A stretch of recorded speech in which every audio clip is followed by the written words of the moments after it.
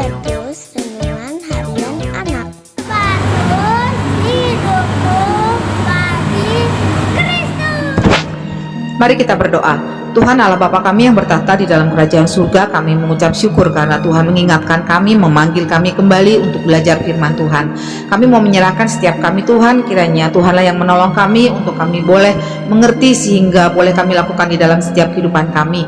Pimpin kami Tuhan Yesus dari awal sampai pada akhirnya, ampuni dosa dan kesalahan kami.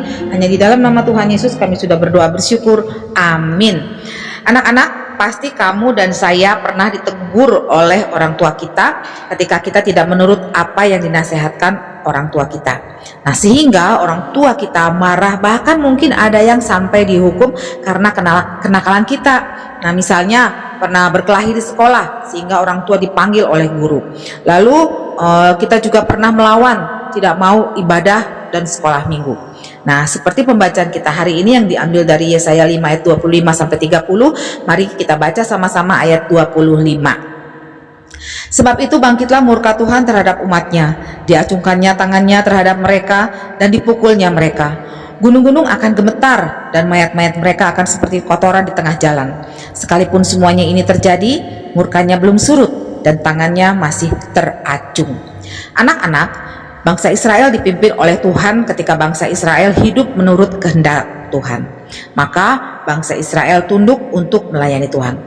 Tetapi ketika bangsa Israel mulai menyimpang dan melakukan hal yang tidak benar, melakukan yang jahat terhadap Tuhan, maka Tuhan akan menghukum bangsa Israel. Walaupun bangsa Israel adalah umat pilihan Allah, namun ketika mereka memberontak terhadap Tuhan, Tuhan tetap akan menghukum mereka. Nabi Yesaya mengingatkan kepada bangsa Israel bahwa Tuhan tidak bisa dipermainkan. Tuhan adalah Allah yang berkuasa, Allah yang dahsyat. Tuhan bisa menggunakan siapapun untuk menghukum bangsa Israel agar umatnya sadar dan kembali kepada Tuhan. Nah, anak-anak, bukan bangsa Israel saja yang berbuat jahat, berbuat dosa, tetapi kamu, saya juga berbuat dosa. Ingat Roma 3 ayat 23. Semua orang adalah berdosa. Ya, kita tidak boleh menganggap hal-hal yang kita lakukan yang menurut kita benar belum tentu menurut Tuhan benar. Contoh, ketika kamu, saya malas untuk ke gereja dan sekolah minggu, Tuhan sedih. Tuhan mengingatkan kita melalui Roh Kudus yang ada di dalam hati kita untuk kita mau kembali beribadah dan sekolah minggu. Tuhan mau kita sebagai anak-anaknya untuk hidup benar, untuk hidup menyenangkan hati Tuhan. Ketika kita tahu bagaimana kita menghormati Tuhan, maka kita juga akan bisa menghormati orang tua, sesama kita, dan semua yang ada di dunia ini.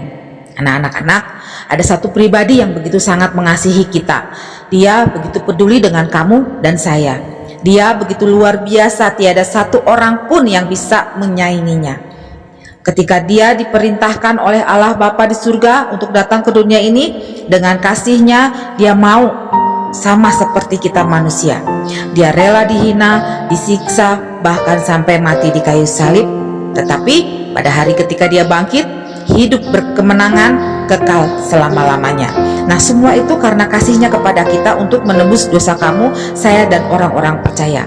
Kalian tahu? Iya, dia adalah Tuhan Yesus Kristus. Nah, anak-anak, maukah kamu yang sudah percaya untuk hidup benar supaya apa yang kita lakukan untuk memuliakan nama Tuhan?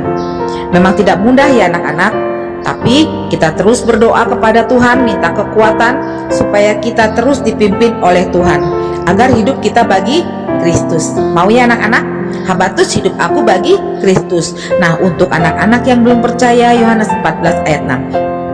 Kata Yesus kepadanya, "Akulah jalan dan kebenaran dan hidup. Tidak ada seorang pun yang datang kepada Bapa kalau tidak melalui aku." Puji nama Tuhan, mari kita berdoa. Kami mengucap syukur Tuhan karena Tuhan terus mengingatkan kami untuk kami boleh hidup benar, agar kami terus di dalam setiap kehidupan kami memuliakan Tuhan. Tolong kami Tuhan, pimpinlah kami agar setiap kehidupan kami ini berkenan di hadapan Tuhan. Ampuni dosa dan kesalahan kami, hanya di dalam nama Tuhan Yesus kami sudah berdoa bersyukur. Amin.